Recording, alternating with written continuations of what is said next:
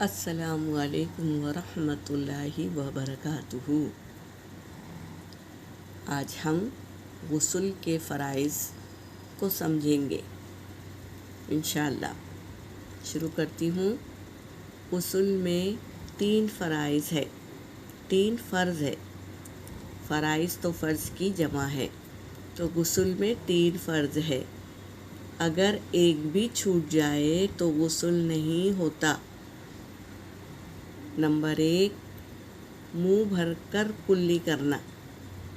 Number 2، ناک کی نرم ہڈی تک پانی پہنچانا۔ نمبر 3، پورے بدن پر اس طرح پانی بہانا کہ بال برابر جگہ بھی خشک نہ رہے۔ بال برابر جگہ بھی خشک نہ رہے، اس کا مطلب سر کے بال نہیں، بلکہ ہمارا روئیں میں جو بال ہوتے ہیں نا، اس کے برابر بھی جگہ خشک نہ رہے۔ پورے بدن پر پانی بہا دینا۔ غسل کی سنتیں، یہ تو تھی فرض، یہ 3 فرض ہے، اس میں سے ایک بھی فرض چھوٹ گیا تو غسل نہیں ہوگا۔ اب غسل کی سنتیں، جو ہمارے نبی صلی اللہ علیہ وسلم کس طرح غسل کرتے تھے، اس کو سنتیں کہتے ہیں۔ جو کام ہمارے نبی کر گئے اسے سنت کہتے ہیں۔ غسل میں 7 سنتیں ہیں۔ سنت چھوڑنے سے غسل تو ہو جائے گا مگر ثواب میں کمی آ جائے گی۔ نمبر 1، طہارت حاصل کرنے کی نیت سے غسل کرنا، یعنی نیت کرنا کہ اللہ میں پاکی حاصل کرنا چاہ رہی ہوں تاکہ تیری اچھی عبادت کروں۔ نمبر 2، غسل کرنے سے پہلے بسم اللہ الرحمن الرحیم پڑھنا۔ نمبر 3، دونوں ہاتھ گٹھوں تک دھونا۔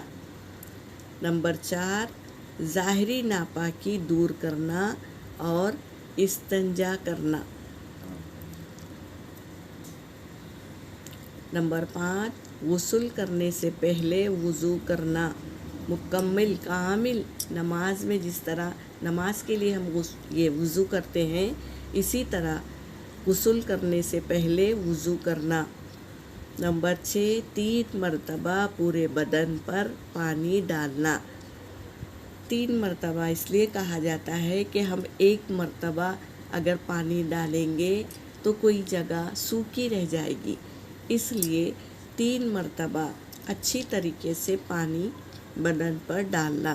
نمبر 7، بدن کو ملنا، مل کر رہنا، یہ سنتیں تھے جو ہمارے نبی صلی اللہ علیہ وسلم کرتے تھے۔ اب لیں گے غسل کے مکروہات۔ مکروہات کیا ہے؟ غسل میں 3 چیزیں مکروہ ہیں جن سے حتی الامکان بچنا ہے۔ یہ 3 چیزوں سے ہمیں بچنا ہے۔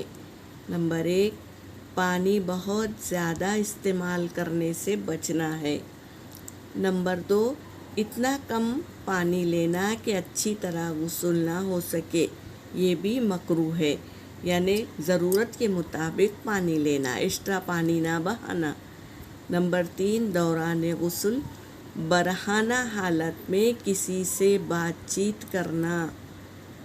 برہنہ حالت میں ہم کبھی بھی بات نہیں کریں گے، کیونکہ ہم جو باتیں نیکی یا بدی کی باتیں کرتے ہیں تو فرشتے اسے لکھتے ہیں، تو برہنہ حال میں اگر بات کریں گے تو فرشتے آ جائیں گے لکھنے کے لیے، اس لیے ہمیں دوران غسل برہنہ حالت میں کسی سے بات چیت نہ کرنا۔